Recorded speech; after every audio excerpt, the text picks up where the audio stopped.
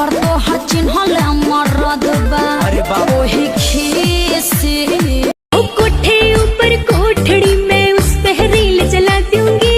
कोठे ऊपर कोठड़ी में उस पे रील चला दूंगी। जी मेरा ससुर हाथ धर बहुत बाते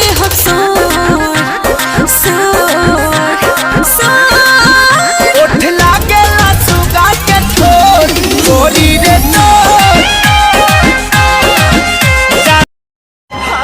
महका महका ये समा कहने लगा आ प्यार कर मेरे सोने यार तू दिल भर से इकरार कर।